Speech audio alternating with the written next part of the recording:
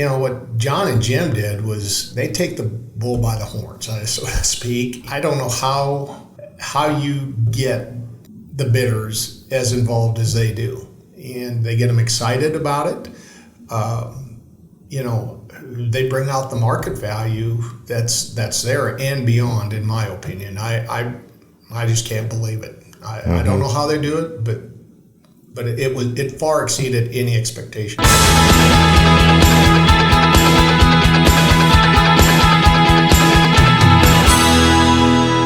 That was one of the things I talked to John about at the start. I says, I got a feeling it's probably going to go local, and I've made some calls to some of the local people. And John responded, he said, yeah, but sometimes it's the out-of-state buyers that help bring the price, up to where it should be. When Kenny and Marsh had picked BigIron to represent it, I had a lot of concerns. My biggest concern in an unreserved auction is an active bidder base, because sometimes that doesn't materialize. I decided to contact a very good friend of mine who's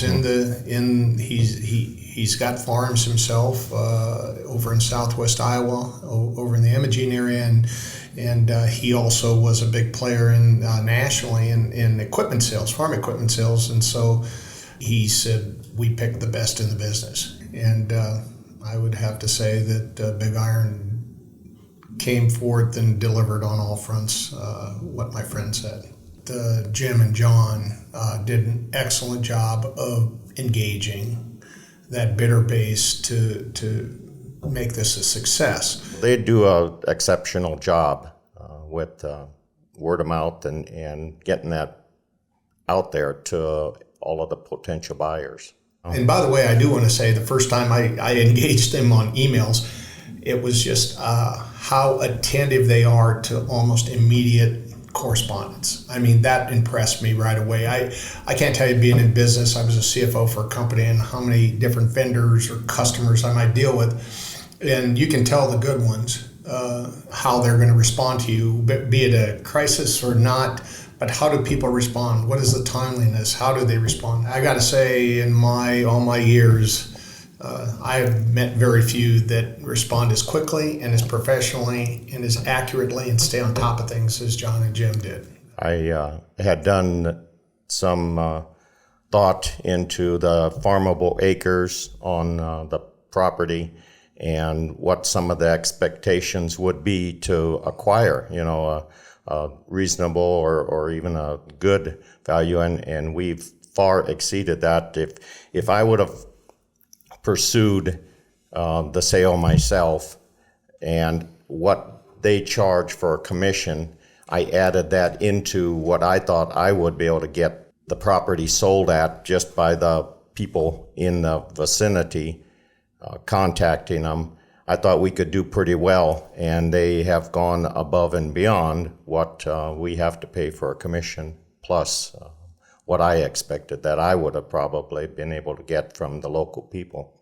So we're real pleased with the price that the property brought in the end. You just dream about a number like this would be the best case scenario, and it exceeded that by about 10%. So if that just tells you, that just was off the charts, in my opinion. I did not expect.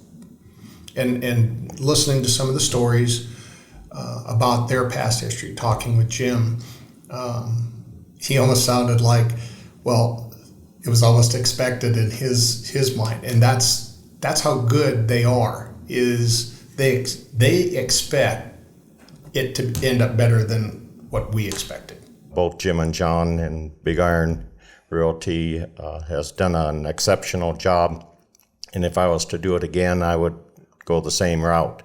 They do their business. Sometimes you worry that once you sign with a particular company, that maybe that's the last you're going to hear from them, and they go about their business, but that wasn't the case here. I mean, John was in constant contact with us through the email or phone call or something, and if it wasn't every other day, it was at least 3 times a week. I would talk to Jim and John, and I don't think you'll be disappointed.